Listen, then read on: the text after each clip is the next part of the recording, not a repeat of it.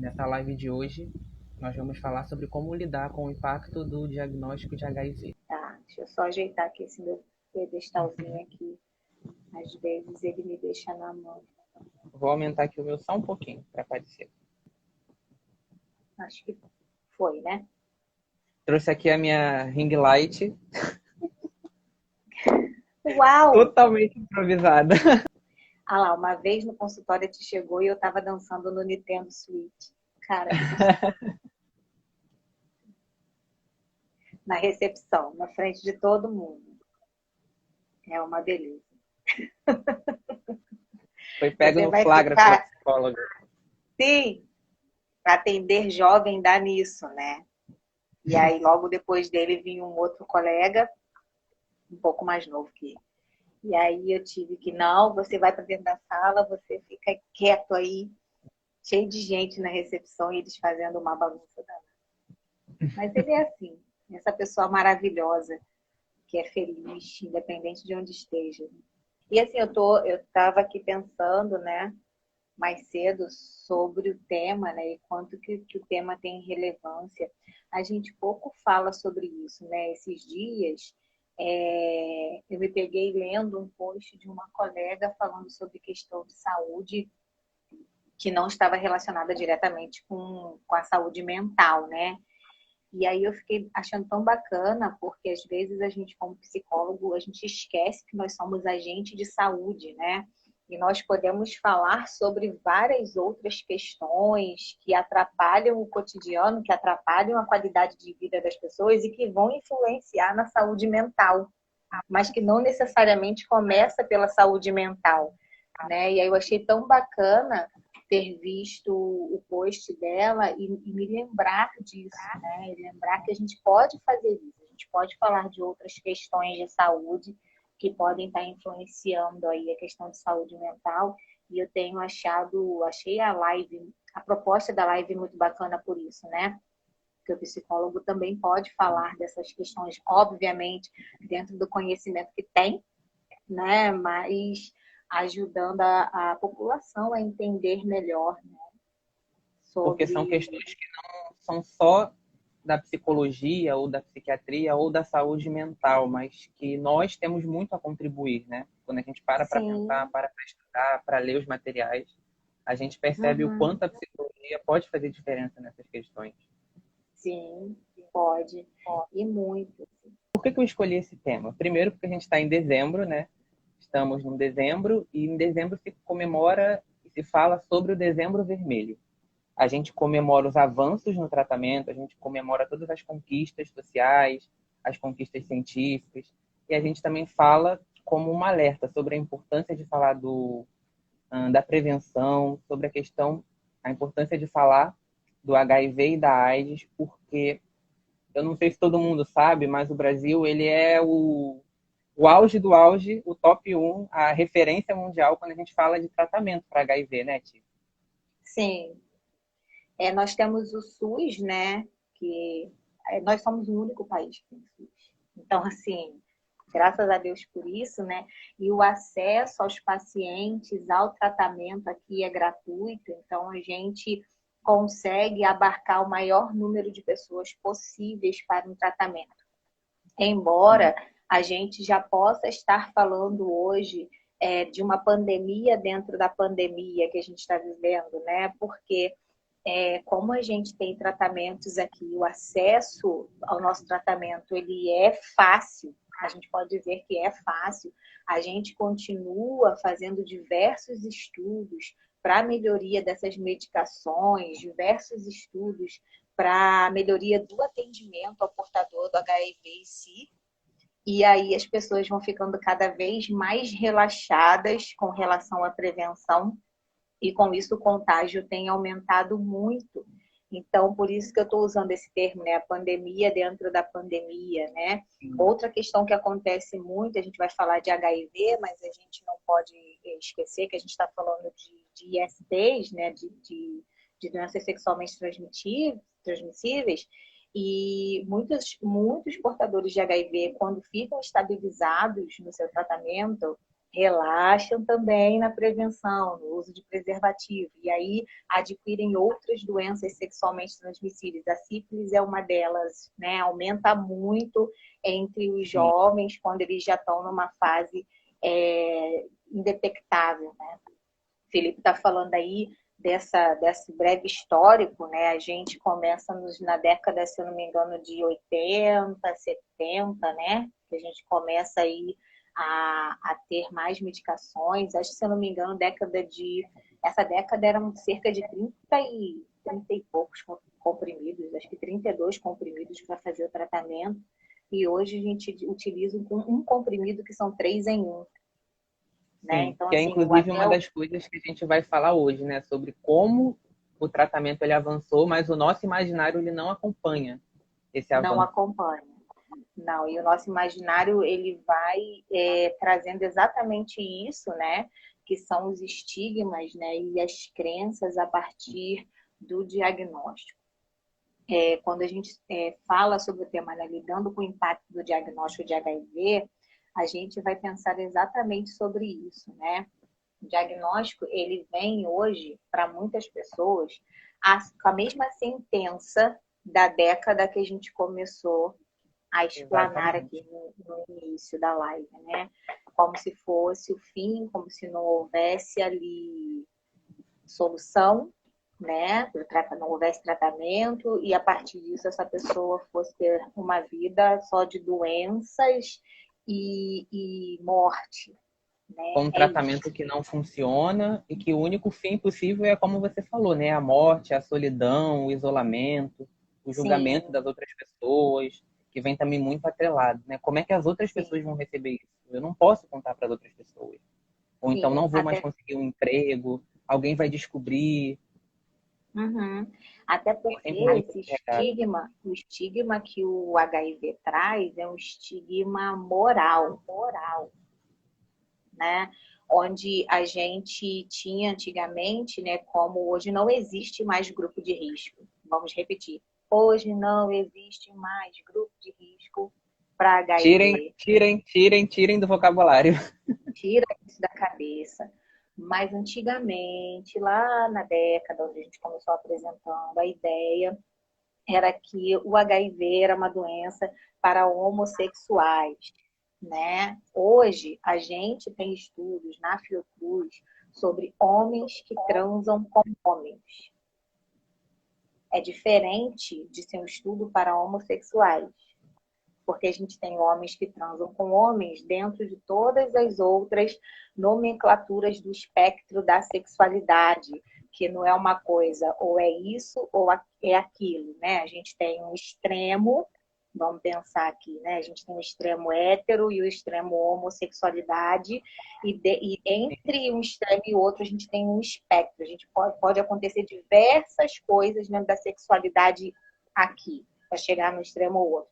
Então, existem estudos sobre homens que transam com homens e não necessariamente sobre homossexuais, né? Sim. Hoje, grupo de risco, a gente fala de pessoas que estão em situações de risco, né? E aí a Em gente adota o situações... termo de comportamento de risco, né? Que são esses Isso, comportamentos que eles vão aumentar a chance de você contrair uma IST, incluindo o HIV, que exatamente. não está necessariamente atrelada à sua sexualidade ou à sua identidade de gênero. Exatamente. Por exemplo, a Organização Mundial da Saúde já entende como promiscuidade você ter relação sexual com 3 pessoas diferentes dentro de um período de 1 ano. Então, se a gente for pensar assim, né, quantas pessoas estão dentro de comportamentos de risco, né? Que podem Sim. ser 3 pessoas dentro de um período de 1 ano sem uso de preservativo. Né? Essa é a principal preocupação, o comportamento de risco sem prevenção. Né? Então, assim, a gente está explicando isso para, mais uma vez, você se lembrar que não existe mais grupo de risco. Né? Todas as pessoas, elas estão com vulnerabilidade à infecção, caso elas não se comportem sexualmente, né, de forma a prevenir a infecção por qualquer IST, né? Sim, essa E aí, questão do... desculpa, Pode falar, vai. pode falar. Não, eu ia Não, eu falar ia que falar essa assim, questão do grupo de risco, ela afasta a gente como possíveis... Como é que eu vou dizer? Ela afasta a gente dessa ideia de que, comigo não vai acontecer, porque eu não estou no grupo. uhum, Então, tudo exatamente. bem. Só que, Uhum. não está tudo bem. São cuidados que Eu não, todos nós devemos ter, eu né? não sou gay, eu sou casado, né? Eu só tenho só um namorado. Mas, enfim, existe uma história, né, na vida de todas as pessoas. Por exemplo, você pode ter um relacionamento aí de um ano só com essa pessoa, só que dentro desse um ano você não transa de camisinha. Só que essa pessoa tem uma história, né?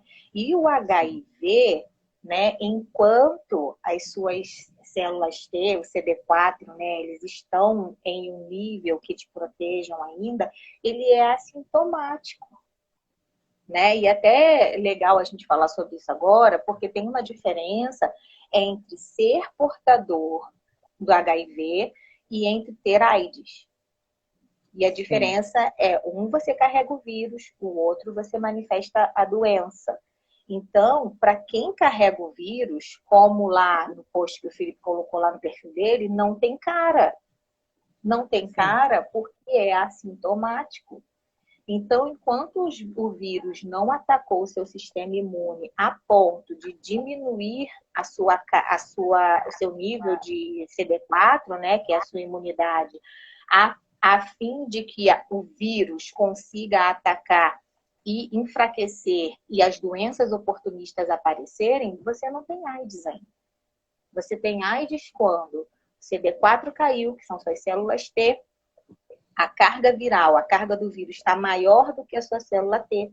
Então, com isso, as doenças que são oportunistas vão aparecendo, né? As tuberculoses, alguns tumores que podem aparecer, tuberculose, entre outras coisas, né? Porque você não tem aqui imunidade suficiente para lidar com essas doenças. E aí, sim. quando essas doenças vão aparecendo, aí sim é AIDS.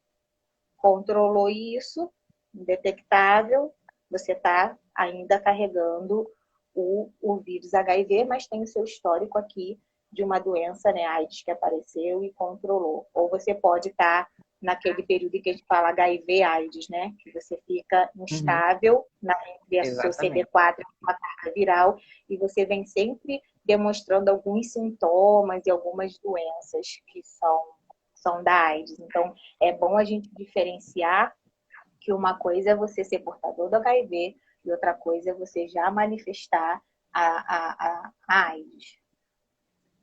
Só para dar um contexto aqui, eu vou me Claro. apresentar e aí eu vou te pedir para se apresentar também para a gente dar esse panorama de como que a gente chegou nesse É tema, verdade, tá né? bom? Que a gente começou trocando ideia. Tá Não, bom. foi ótimo porque a gente já falou, eu estou olhando aqui do lado do roteirinho, de vez em quando eu vou olhar para cá. E a gente já falou de bastante coisa que a gente tinha planejado de falar. Eu acho isso muito Uhum. importante. Mas aí, para dar uma contextualizada, eu sou Felipe, para quem não me conhece, eu sou psicólogo clínico e meu foco é em estudar questões relacionadas à saúde mental da população LGBT. E aí eu vou pedir agora para a Tiane se apresentar e eu quero explicar um pouquinho melhor sobre a nossa história. Sim. Meu nome é Tiane, sou psicóloga clínica, também psicóloga hospitalar, né? Com foco saúde. Como vocês, né, estão podendo ver, o foco é saúde. E hoje, até com um pouco de ajuda do Felipe, me aprofundando um pouco mais nas questões de comunicação em saúde, né? Sim, sim. E aí a história da Tiane, na verdade, começa no Hospital Federal de Ipanema, que ela começou lá como estagiária. Sim, verdade. Comecei no Hospital Federal de Ipanema como estagiária, né, em Sim. psicologia hospitalar. E aí foi a área que eu fui me apaixonando, então já depois saí de lá como estagiária, volto como contrato, já como psicóloga depois da formação. E aí, voltando para trabalhar como psicóloga já formada, eu entro na especialização de psicologia hospitalar. Então, tem aí uma experiência já de quase 4 anos dentro da área hospitalar, contando com o estágio.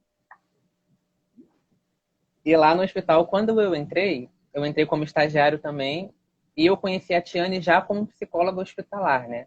E lá, a equipe de psicologia de Ipanema, ela atua em várias frentes, são aqueles vários braços de Ipanema. Tem psicologia lá na oncologia, tem psicologia nas enfermarias, tem psicologia no CTI e tem psicologia também no setor da ST-HIV. E lá no setor da ST-HIV, a minha experiência, a nossa experiência lá foi algo que motivou para que a gente construísse essa live. Inclusive, eu fiz um post hoje falando um pouquinho melhor sobre como era lá, né? Sobre como era a experiência, todo o amor que eu tenho por vocês lá. E uma das coisas que eu acho... Sim, e é uma equipe tão empenhada. Acho que foi realmente uma das coisas que me motivou. O quanto que a equipe é empenhada, o quanto que eles realmente lutam para manter o serviço funcionando, para manter todas as conquistas, né, que foram conseguidas e como que eles abraçam os pacientes, porque é tão difícil. E uma das experiências, eu nem ia falar agora, eu ia deixar um pouquinho mais para o final, mas uma das experiências que me fez falar sobre isso foi sobre um momento onde uma paciente recebeu um diagnóstico de HIV e, claro, ela teve uma reação, né? Ela ficou muito abalada e ela foi imediatamente acolhida pelos pacientes que estavam lá na hora, que nem conheciam ela. E aí eu só olhei, sabe, tudo aquilo acontecendo e fiquei, caramba, olha a diferença que isso faz, né? Porque, como você disse, quando a gente recebe esse diagnóstico, imediatamente o nosso pensamento vai lá para os anos 80, para todo aquele estigma que nós, enquanto sociedade, carregamos, né? Sobre o que é o HIV, qual é o futuro que espera uma pessoa que tem HIV. Inclusive, a gente falando dessa palavra, né, estigma, o que ela quer dizer? Quando a gente pensa em estigma, a gente pode pensar numa cicatriz, numa marca. Uma marca é uma coisa que você pode ver e é uma coisa que você pode ver nitidamente. E geralmente não é uma coisa boa, né? Uma cicatriz, uma marca. E quando a gente pensa sobre HIV, é inclusive uma pergunta para quem estiver assistindo, né? Não precisa responder, só pensar mesmo. Quando eu falo a palavra HIV, quando eu falo a palavra AIDS, qual é a primeira coisa que passa na cabeça? Porque muitas coisas passam na cabeça nesse momento, né? A gente pode pensar em morte, em solidão, a gente pode pensar até nos anos 80, dos filmes que a gente viu, dos livros que a gente leu, pode pensar no Fred Mercury, que é um dos mais conhecidos, né? Sim. E assim, E aí, você está falando assim, o que que a gente pensa, né? Até quem sim, recebe o diagnóstico, né? A gente escuta, né? As pessoas vão pensar que eu não presto, com essa fala mesmo, que eu não presto, que eu procurei, que eu sou uma vagabunda, ou que eu sou um safado, enfim, né? uhum, Vem diversas, porque lembra que eu falei mais no início que é um estigma moral? É diferente de você receber um diagnóstico de câncer, por exemplo. O câncer geralmente vem com aquele estigma de maldição, né? Ai, uma maldição, eu não perdoei, isso é castigo divino, né? O HIV, além dessa questão do castigo divino, porque vem, né? Se eu sou uma pessoa que não presto, logo Deus me castiga. E aí vem essa ideia também de que é castigo pelo que eu fiz, né? Porque em muitas condições, né, a pessoa sabe mais ou menos, né, como aconteceu, não são todas, e ela se pune por isso, né? E uma outra coisa, né, que agora me veio à cabeça, e a gente está falando de acolhimento, então, se em algum momento um amigo, alguém da família recebeu o diagnóstico de câncer, não pergunte como foi que você pegou. Isso não se pergunta, sim, tá? É difícil demais o diagnóstico para ainda ter que tentar explicar para outra pessoa como foi que pegou. Isso é deselegante, isso não é empático, isso não acolhe. Isso só pede para que a pessoa justifique ela mesma, sabe? Porque Ainda mais da forma como é feito, né? Porque muitas vezes é como você deixou isso acontecer. Mas como que isso aconteceu? São Exatamente. pequenas palavras, são a forma como é dita, né? Faz Sim. uma diferença imensa. Que não Ainda acolhe, mais, sim. que afasta. E ainda mais se a gente pensa que esse impacto emocional, né, como a gente vem falando, ele começa antes da pessoa pegar o resultado e ser comunicada, né? Quando a Sim. pessoa ela suspeita, nossa, tive uma relação desprotegida, fiz sexo sem camisinha, talvez eu possa ter HIV. Uhum. Aí já começa a reação emocional. E agora, o que eu faço? E se eu tiver? Como é que vai ser a minha vida? Eu conto para alguém? Eu não conto? Como é que vai ser o exame? Aonde é que eu vou? Mas se eu for fazer o exame, as pessoas não vão ficar olhando estranho para mim? O impacto Uhum. emocional, ele já começa nesse momento. E ele também não é igual para todo mundo. Algumas E se tiver pessoas, alguém lá que eu conheça, né? sim, exatamente. Isso também. Às vezes, né, a gente tem, eu acredito, e eu falo a gente assim, profissionais de saúde generalizando todos os postos, todos os hospitais, todos os lugares que atendem pessoas com HIV, né, que tenham o programa. É possível que algum colega, né, seja detectado, né, com o vírus e a gente consegue ver o quão desesperador é para aquela pessoa a ideia de que os outros colegas de trabalho saibam que ela positivou e como essas pessoas vão reagir, como essas pessoas vão lidar com ela. Então, assim, tem todo esse medo, né, do preconceito que as pessoas terão, né, com ela ali naquele ambiente onde ela vai precisar transitar e lidar com as pessoas durante todo o dia. Tem medo dessa diferença também, né? Exatamente. E aí, no momento do diagnóstico em si, né, que a gente fala dessas reações antes da pessoa saber ou não, mas no momento do diagnóstico em si, as reações elas podem variar, né? Algumas pessoas elas vão ficar mais aéreas, digamos assim, nossa, não estou acreditando, ou então, não, não ligo, deixa eu me Não tô fechar nem aqui aí, agora, né? Não estou nem aí. Ou então podem ir para o outro extremo. Não, mas acabou a minha vida. Exatamente. Aquelas crenças que a gente tem, aquela mentalidade que a gente tem dos anos 80 e 90, que não acompanharam os tratamentos e a evolução deles até hoje, né? E aí, Uhum. Ti, queria te perguntar para a gente conversar junto sobre a pessoa que descobriu o diagnóstico. Como ela Uhum. poderia fazer para diminuir esse impacto, todo esse sofrimento que acompanha, né? Esse momento, que é um momento difícil, não é um momento fácil. Uhum. Informação. Eu sempre falo isso, a informação ela é inimiga da ansiedade, né? E eu faço assim uma brincadeira com os pacientes, fazendo sempre o vínculo com a questão infantil, né? Uma criança que tem medo do monstro no quarto escuro. Aí ela não quer entrar no quarto porque o monstro está lá. O que geralmente a gente faz para a criança? A gente vai, acende o interruptor e mostra, né? Tem a sua cama, tem seu armário, não tem monstro nenhum aqui. Ah, mas o monstro pode estar lá dentro do guarda-roupa. Aí você vai lá, abre o guarda-roupa e diz: não, não tem monstro aqui. E você vai fazendo isso com a criança até que aquela ansiedade e o medo diminua de entrar nesse quarto escuro e ela tem habilidade para acender o interruptor sozinha.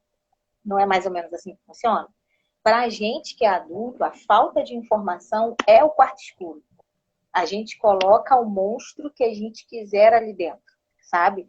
Então, assim, nesse primeiro momento, né, diminuir o impacto, buscar informação, entender o que é a doença, entender as formas de contágio, entender como vai acontecer dali para frente. Quanto mais Uhum. informação a pessoa tiver sobre o que está acontecendo com ela, a ansiedade diminui. Aí, a partir dessa redução dessa ansiedade, a pessoa começa a ir ressignificando as coisas. Porque também não vai acontecer do dia para a noite. Ninguém, eu não imagino né, que todas as pessoas fiquem felizes, e eu digo todas as pessoas porque a gente sabe que acontece de pessoas ficarem felizes com diagnósticos de doença. Na área da psicologia a gente sabe que isso acontece, mas não são É, todas as pessoas que ficam felizes com o diagnóstico da doença. E a elas grande vão maioria ter, fica. a grande maioria não fica, né?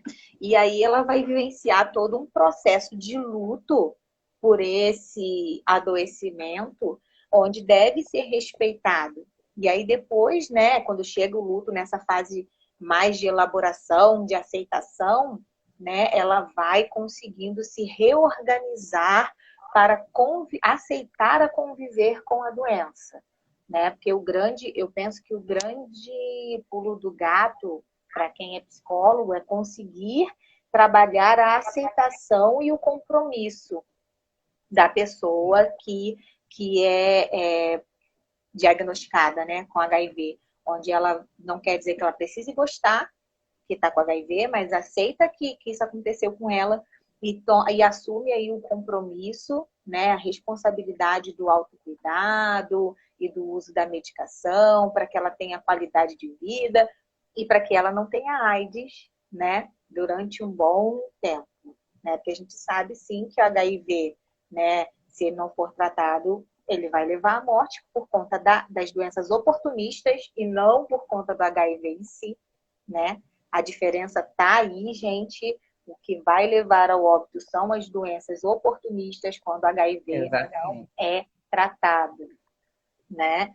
Então, o tratamento, a adesão ao tratamento, ela é fundamental. Eu respondi a tua pergunta? Às vezes me Com parece que eu vou certeza. lá. Eu ainda fiquei aqui com um gancho, né, de uma coisa que você falou, e aí eu queria abordar dois pontos, que eu acho que é a Sim. questão da responsabilidade e da aceitação que você falou. Ah, Porque, como você tinha dito antes, é indelicado você perguntar para uma pessoa que foi diagnosticada como que isso aconteceu. Mas uhum. aonde? Como você deixou isso acontecer? Não é nada empático, como você falou. Sim. E aí entra a questão de diferenciar a culpa da responsabilidade. Uhum. Porque falando dessa forma, o que a gente está trazendo para a pessoa é culpa. Culpa por ter Sim. deixado isso acontecer, culpa por não ter tido mais cuidado, culpa por isso, por aquilo. E se a gente for parar para pensar, a culpa não vai levar a gente para lugar nenhum, né? Não, Então, não. diferenciando da responsabilidade, a responsabilidade é você pegar isso que você tem agora e agora, o que eu vou fazer? Com esse Uhum. diagnóstico em mãos, com tudo que aconteceu, ok, eu entendi o que aconteceu, mas e agora? O que eu posso fazer para lidar com isso? Sim. E E a assim, questão da. sim. Não, pode Eu falar. li, eu li em algum lugar, não vou lembrar aonde, né, falando de culpa e remorso, né? Falando que o remorso com culpa ele paralisa, não leva a lugar nenhum. Você fica ali se sentindo culpado, se remoendo. Mas quando você tem um remorso pelo que aconteceu, tipo, né, que droga, não era para ter acontecido. Mas você coloca no lugar da culpa a responsabilidade, ele é um impulsionador para você tomar novas atitudes para poder corrigir aquilo, né? De certa forma. E não repetir, ou minimamente reduzir danos, né? E o tratamento é isso, é redução de danos, é aumento de qualidade de vida. E isso vai Exatamente. pedir responsabilidade, né? Responsabilidade com a própria vida, responsabilidade com o próprio corpo, responsabilidade com o autocuidado, sabe? Porque muitas vezes, quem nunca teve uma ação irresponsável na vida? Eu não acredito que nem eu, nem você, nem ninguém que esteja, de certa forma, acompanhando aqui a live, não tenha tido na vida uma atitude irresponsável. E só basta ter uma atitude irresponsável. Então, isso nos mostra que estamos todos, sabe, no mesmo patamar. Ninguém é melhor ou pior que ninguém por conta de um Uhum. diagnóstico, né? Mas requer da gente um pouco mais de atenção a isso, né? ao quanto que eu estou tendo atenção e responsabilidade comigo mesmo, né? Muitas vezes, isso pode partir primeiro, né? A questão psicológica pode, em primeira instância, influenciar nessa responsabilidade e vice-versa. Ou uma falha aí nessa responsabilidade pode levar a danos psicológicos. Conseguiu entender o que eu estou falando? Às vezes já tem pessoas que Acho têm que algum sim. transtorno de comportamento, de conduta, que são questões de personalidade, que já levam essas pessoas a comportamentos de risco por conta do problema que ela tem de personalidade. Dando um Então, exemplo, não é uma questão de personalidade, mas o transtorno bipolar do humor, por exemplo. Quando a pessoa sim. está em fase de mania, porque o transtorno bipolar ele tem a fase da depressão, tem um período de vida normal, onde a pessoa está com o humor ok, Uhum, regulado, e tem a fase da mania, que é como se fosse aquela sim. felicidade extrema. E aí, Onde essa ela pode ficar felicidade extrema, hipersexualizada. Ela pode ficar exatamente. hipersexualizada. Desculpa, é porque eu estou ouvindo a minha voz repetir e aí eu me confundi. Exato. E aí é aquilo que as pessoas veem como uma felicidade extrema. Nossa, essa pessoa tem muita energia. E nesse auge da energia, a pessoa pode ter atitudes irresponsáveis. Ela pode gastar mais do que ela tem, ela pode comprar o que ela não pode e não vai conseguir arcar. E ela pode, por exemplo, fazer sexo desprotegido. E, como a Ti falou, só basta uma ação responsável Uhum. para que isso E aí, aconteça. isso aí quer dizer, aí que eu estou dizendo, pode acontecer por isso, ou um ato, né, de responsabilidade por questão de impulso mesmo, que todos nós Uhum. temos, né, pode levar ao contágio e a partir da infecção as pessoas terem problemas emocionais. O HIV não gera transtornos de personalidade, o HIV não gera transtornos de humor, né? Nós temos questões que podem ser neurológicas a partir da redução do CD4, né? Alguma Sim. questão onde o vírus já vai atingir partes cerebrais, enfim, mas não tem nada a ver com psicopatologia, tá? As questões de psicopatologia vão vir por conta dos fatores emocionais a partir do impacto diagnóstico. É disso Nenhum que a gente está transtorno falando ele tem uma aqui. só causa. Exatamente. Desculpa, Felipe, não ouvi. Não, nenhum transtorno ele tem uma só causa, ele tem várias causas. É como se fosse um bolo, e num bolo tem vários ingredientes. Quando vem o Exatamente. HIV e o impacto desse diagnóstico, ele entra como mais um ingrediente. Ele talvez fosse o fermento que faltava para fazer esse bolo crescer. Sim, exatamente. Então a gente consegue diferenciar a questão da responsabilidade nesse sentido. E Sim. aí, fechou tuas dúvidas? E também o ponto que eu queria falar é o da aceitação. Só para Sim. reforçar mesmo, porque a aceitação ela é diferente de você ser condescendente, ou então de você ser o largadão. Eu aceitei, então eu tô de boa, tá E ser o ótimo. complacente. Estou contaminado, estou Exatamente. infectado, então vou ficar assim, não vou me tratar e vou morrer. Porque eu mereço. Uhum. Né? Exatamente. Porque na nossa vida tem coisas. É muito difícil falar isso, é muito difícil ouvir isso, mas tem coisas que não dependem de nós. Tem coisas que Uhum. acontecem e que a gente não pode realmente fazer nada para mudar o que aconteceu. Mas a gente pode fazer algo sobre a forma que a gente vai encarar aquilo e o que a gente vai fazer a partir daquilo, né? Sim. É o que eu faço a partir do que me aconteceu que vai fazer toda a diferença, né? Uhum. Então, assim, a partir depois desse choque emocional, eu acho que tentando seguir aqui o nosso roteiro, né, para a gente tentar trazer tudo. Depois desse choque emocional, a gente vai buscar isso, né, a aceitação e a responsabilidade, né? Não é o fim da linha, né? A gente está aqui batendo nessa tecla para que a gente entenda que o diagnóstico, né, a infecção não é o fim da linha. A De partir forma dali, alguma. há muitas coisas a serem feitas, há muitas coisas a serem aprendidas, né? A gente tem histórias de muitas pessoas que depois da infecção encontraram ali um sentido de vida e que foram mudando a própria vida. eu não, essa frase que eu vou dizer não quer dizer que essa pessoa gostou do diagnóstico. Mas já ouvi alguém dizer assim, o HIV foi a melhor coisa que aconteceu na minha vida. Não quer dizer que ela ficou feliz com o diagnóstico, mas foi como e o que ela fez a partir do diagnóstico. Como a vida dela se transformou a partir do diagnóstico. Como ela passou a enxergar a vida dela e a dos Foi o outros. estalar que faltava, né? Exatamente. Então, assim, todo adoecimento, ele traz aprendizado. Da gripe que a gente pega ao diagnóstico de HIV. Todo adoecimento, ele tem por função ensinar. Só que às vezes a gente não tem maturidade no momento para aprender. Quando acontece uma coisa muito ruim na nossa vida, a gente na hora só olha para a coisa ruim que está acontecendo. A gente não consegue olhar ali quais são os aprendizados que circundam aquele momento ruim que a gente está vivendo. Mas sempre tem.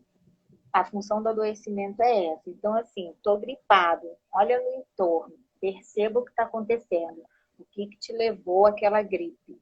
Como é que está a sua vida ali com você gripado? Tem alguém para fazer a canja para você? Beleza. Não tem? O que levou a não ter alguém do seu lado para te ajudar nesse momento? Então, assim, né? Será que você anda muito na chuva, não se protege, não liga de andar com guarda-chuva? Andar com guarda-chuva é chato.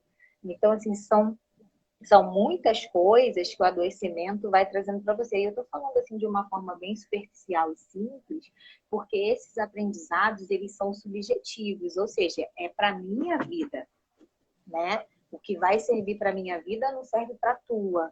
E assim, né, sucessivamente. Então, percebam, né, o aprendizado que qualquer adoecimento que você tenha traga, né? E se for HIV também, né? Perceba o que ele está querendo informar para você a partir do diagnóstico. O que esse diagnóstico te comunica? E a partir daquilo que ele te comunica, o que você pode fazer a partir desse diagnóstico? E aí é fundamental esse apoio psicológico no diagnóstico e durante o tratamento. Porque esse adoecimento vai sempre estar comunicando coisas para a pessoa que o recebeu, sabe? E aí o psicólogo vai estar ali dando suporte emocional, que é fundamental, né, para que essa pessoa possa ir fazendo as ressignificações da vida a partir desse adoecimento. E você tocou num ponto que ele é muito delicado. A pessoa que vai fazer a canja. Porque para a pessoa que ela é diagnosticada com HIV, é uma coisa que passa pela cabeça. E agora? Com quem que eu vou contar? Eu vou contar com alguém? Foi até um dos pontos que a gente separou no roteiro, né? Para falar sobre como é importante a gente ter uma rede de apoio, mas uma rede de apoio segura. Porque a gente sabe que revelar o diagnóstico de HIV não é aconselhável que se faça para todo mundo. Nossa, gente, olha aqui, eu tenho HIV. Porque a gente sabe que existe discriminação, a gente sabe que existe o preconceito, o estigma, como a gente vem falando, né? E isso se torna uma exposição que deixa a pessoa em risco. Talvez em risco de perder o emprego, talvez em risco de ser humilhada em alguma situação. E aí, uma das coisas que a gente recomenda, inclusive, é que essa pessoa ou essas pessoas, porque muitas vezes a gente pensa na rede de apoio como uma rede gigante de amigos, né? Mas às vezes, 2 a 3 pessoas já são uma rede de apoio e tanto. Dependendo também das qualidades desses laços, desses vínculos. Porque é uma coisa que vem com o diagnóstico é realmente essa sensação de vou ser julgado, vou ser julgada. Aquela pessoa a quem eu confio tanto, de repente parece que nada vale, né? E que tudo, toda aquela amizade, ou toda aquela relação vai por água abaixo. É o medo de perder a amizade, inclusive, né? Medo da pessoa ter medo de estar próximo. Aconteceu uma situação, Felipe, que assim, a gente acaba achando que todo mundo tem informação, que todo mundo sabe como o HIV ele é transmitido, né? Forma de transmissão. Mas não.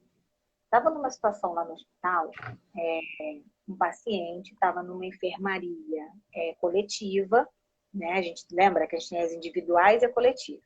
Ele estava numa coletiva e aí um dos pacientes que estava dentro da enfermaria foi diagnosticado com HIV. Eu estava passando pelo corredor, aí a esposa veio até mim e falou assim, tia, eu estou muito preocupada.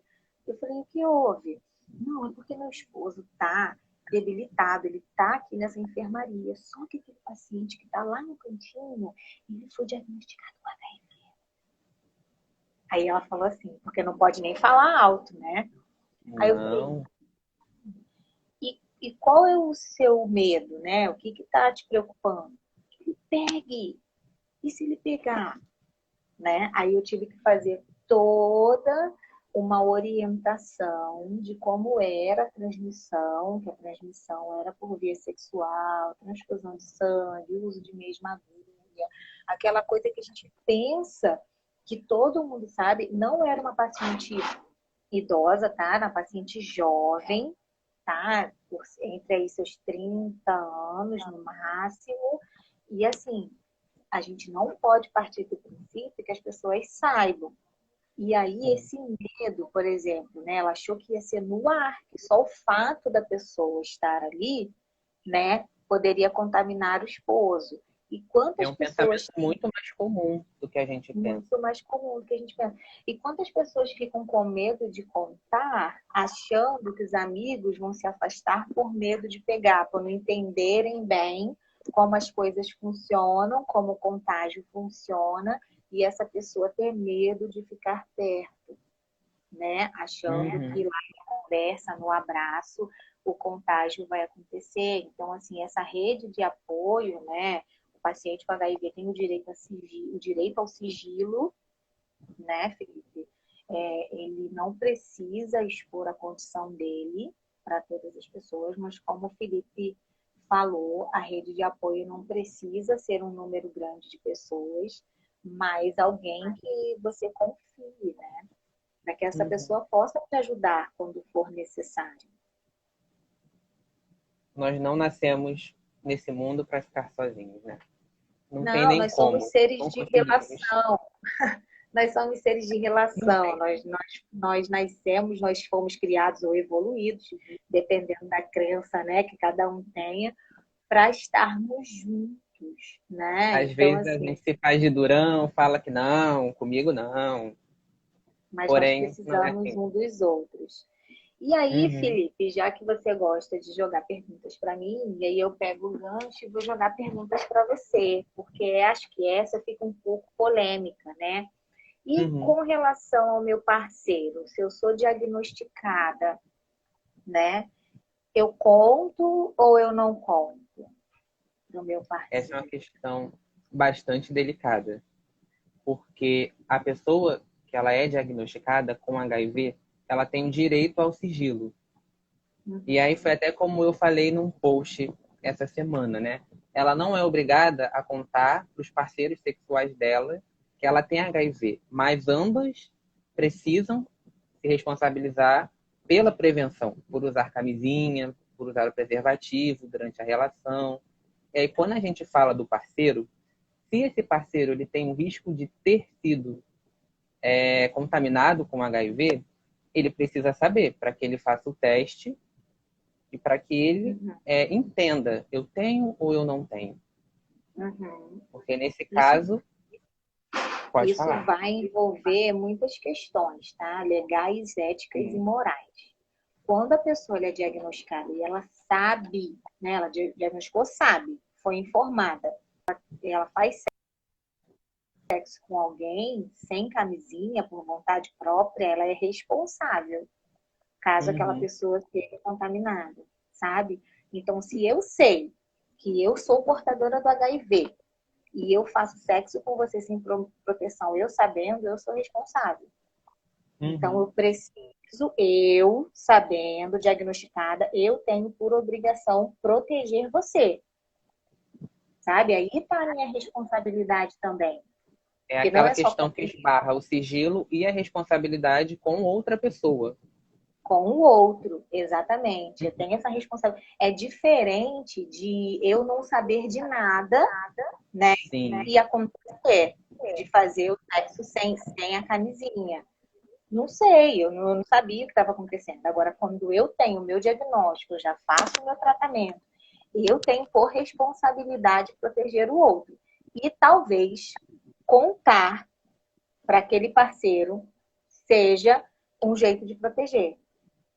Sabe? Eu não estou dizendo exatamente. assim, estou paquerando o Felipe, e aí a gente se, sei lá, Felipe me deu um match lá no Tinder, aí a gente foi se conhecer. Aí eu chego lá na mesa do restaurante, opa, Felipe, boa noite, eu sou portadora do vírus HIV. Pô, não é isso, Toma o meu né? currículo, tá aqui, todos os meus exames. Minha Não é carga assim. viral, meu CD4. Não é isso, né? Mas assim, se você vai levar o relacionamento à frente, se esse relacionamento, né, vai rolar, né, vai ter relação sexual e tudo, você tem a intenção de estar com essa pessoa, a pessoa tem direito de decisão também. Mas O que aí, vale também quando aí já vai tem uma esbarrando. relação estabelecida. A Hérida tá botando assim, gente, já ouvi dizer que se o paciente não falar, o médico deveria falar pro parceiro. Não sei.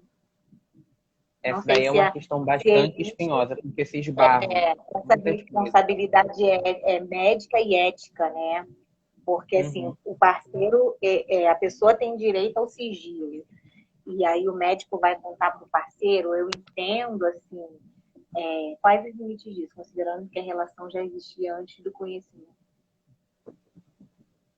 Quais os Ela limites está disso? falando, eu acredito, no caso de uma relação que já existe há um tempo, e aí no meio dessa relação, uma das pessoas foi diagnosticada.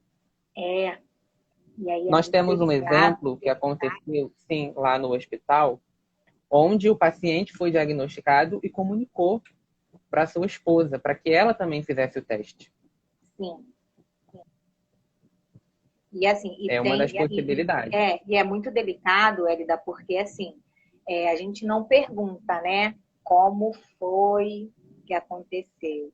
E quando o parceiro ele é diagnosticado, aí a parceira também faz o teste e ela não foi diagnosticada. E a gente aí abarca é um background assim que é sem limites, né, para a gente conseguir cuidar.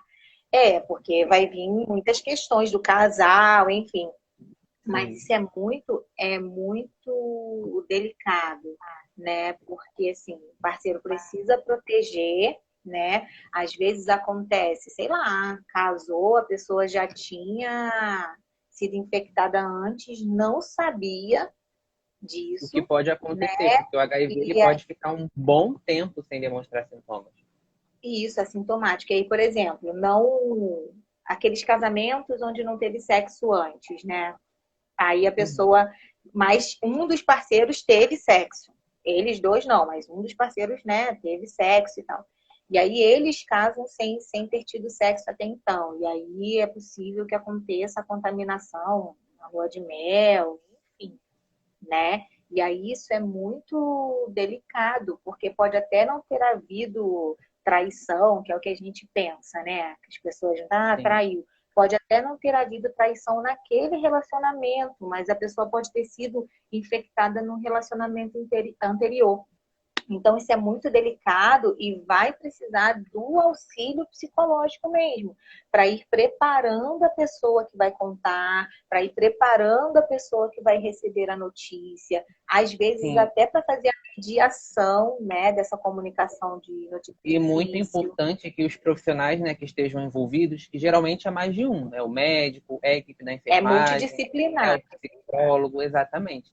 Que isso não seja carregado de julgamento, como por exemplo, aquela pessoa traiu, olha só que pessoa safada, tem que contar logo, porque isso muda completamente a conduta das pessoas.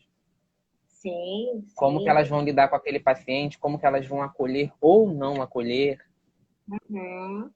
E todo juízo de valor nos afasta do acolhimento, sabe? Todo juízo de valor.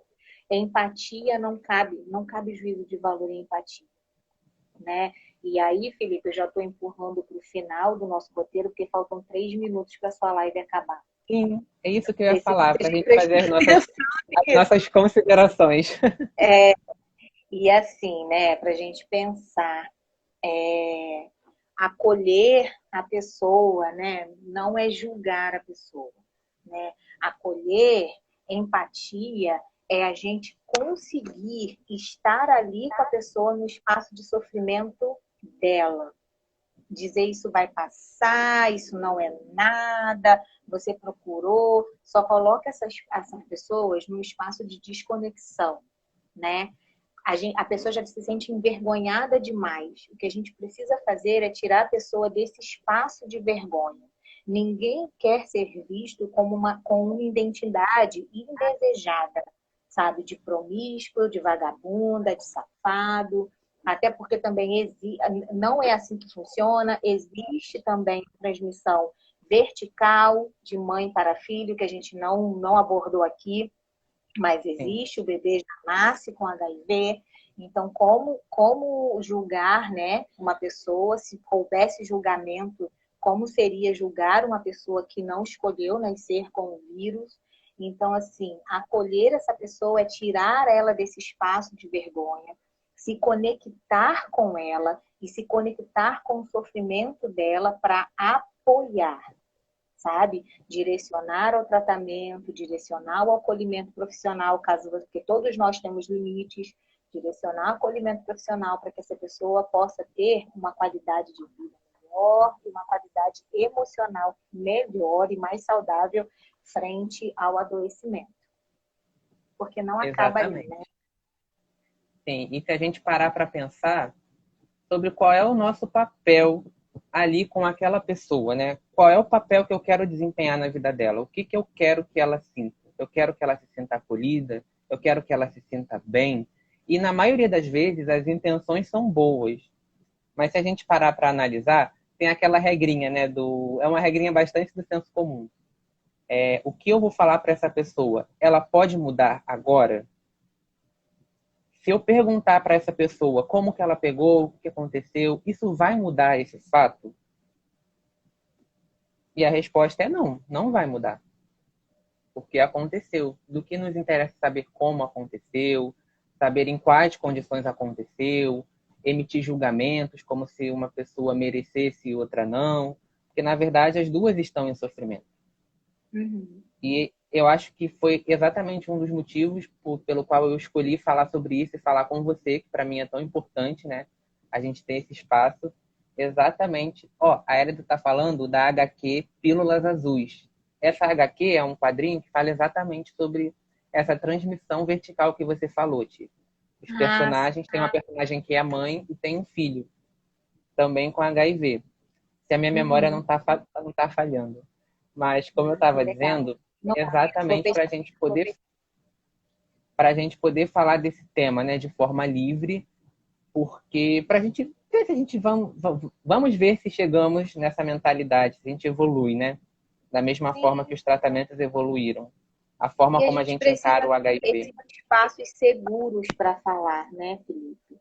Os espaços seguros são aqueles que a gente pode expor as nossas opiniões sem julgamento, mesmo que essas opiniões estejam erradas ou distorcidas, né? A gente conseguir encontrar ali um novo olhar, uma flexibilização para aquilo que a gente pensa.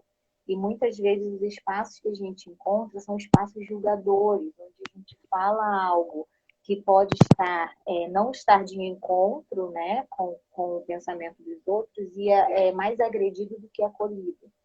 Então, eu penso Uhum. que a gente deveria ter mais espaços seguros para a gente falar do que pensa, tirar dúvidas, sabe? E ir ampliando, porque é assim que a gente vai ampliando. Sempre com essa mentalidade de aprender, né? Aprender Uhum. o que a gente não sabe e ensinar o que a gente pode. Sim, o auto-amor não acontece no isolamento. Nós precisamos das Exato. outras pessoas para a gente aprender a se amar também. Gravem essa frase. O alto amor não acontece no isolamento. Essa Exatamente. frase, acho que se eu não me engano, é da Belkis. Ah, ela é Não é? maravilhosa. É, que Queria te bom, gostei. agradecer. Eu que Foi a agradeço. primeira live. Foi uma conversa, eu adoro conversar. Queria agradecer também a todo mundo que participou, que comentou. A Hélida, que adora a Tiane. Eu também. Amor de mãe.